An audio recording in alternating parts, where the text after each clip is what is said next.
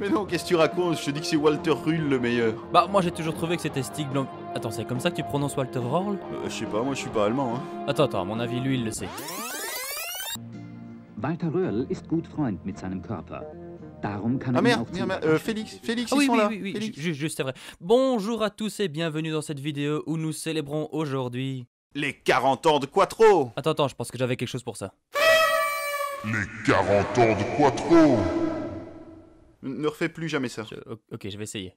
Pour fêter les 40 ans d'une technologie qui a révolutionné la marque Audi mais aussi tout le secteur de l'automobile, il faut qu'on revienne à sa genèse. Nous sommes en 64 après Jésus-Christ.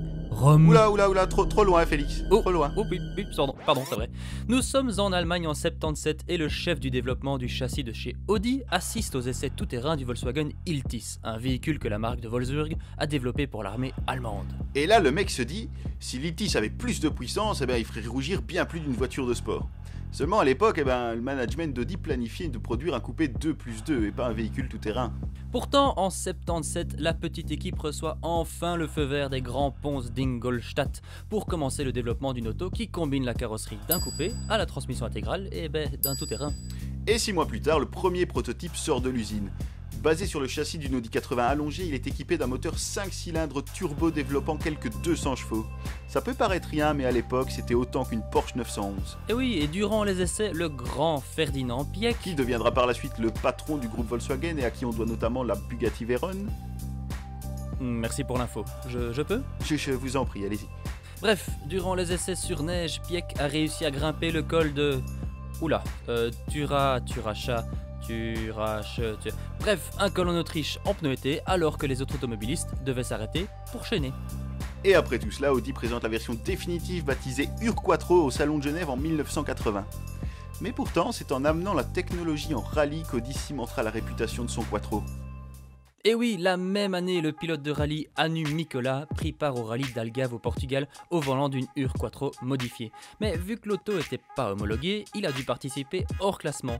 Cependant, si son temps avait été pris en compte, Mikola aurait remporté le rallye avec 20 secondes d'avance. Et mieux encore, en 1981, aux mains de Franz Wittmann, l'Audi Quattro remporte le rallye d'Australie avec 20 minutes d'avance sur tout le monde.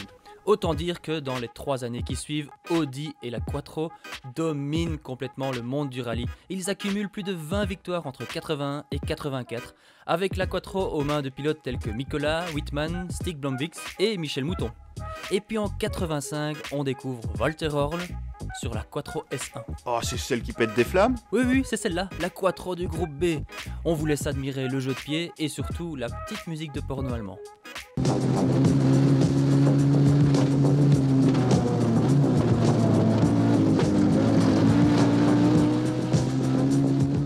Pourtant, malheureusement, le groupe B est banni en 86 suite à de trop nombreux accidents graves. Et Audi se retrouve donc avec une auto hyper performante qui développe maintenant plus de 500 chevaux. Mais qu'est-ce qu'ils peuvent bien en faire? Explique évidemment.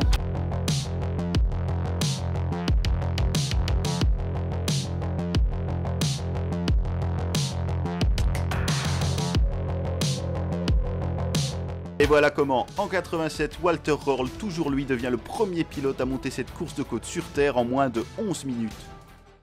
Et après tout ce succès en rallye et évidemment à Pikes Peak, Audi décide d'étaler sa technologie dans toute sa gamme. En plus des Ur-Quattro et de la Quattro Sport d'homologation du groupe B, la transmission intégrale apparaît dans les Audi V8, les 80 et les Audi 100. Et d'ailleurs, si vous viviez en Allemagne dans les années 80, vous vous souvenez sûrement de cette publicité.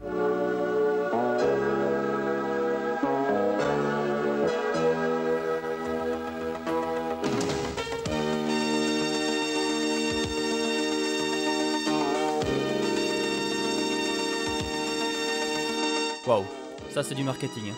Et dans les années 90, la gamme s'élargit avec l'apparition d'un différentiel central Torsen. Quattro est maintenant disponible sur les nouvelles 80, 100, S2, RS2. Et après sur les A6, A8, RS6, S6, S8, A4, RS4, S4. Ouais, ça va, on a compris. Et aussi sur les A3, A1, Q5, Q7. Félix, on a compris. Oui, fait. Bref. Aujourd'hui, toutes les Audi peuvent être équipées de la transmission intégrale Quattro, même l'Audi e-tron qui pourtant est une électrique. Et voilà comment, en 40 ans, l'idée d'un petit groupe d'ingénieurs allemands aura réussi à révolutionner le monde du rallye et le monde de la course auto, tout en démocratisant une technologie qui n'était alors réservée qu'aux véhicules tout-terrain.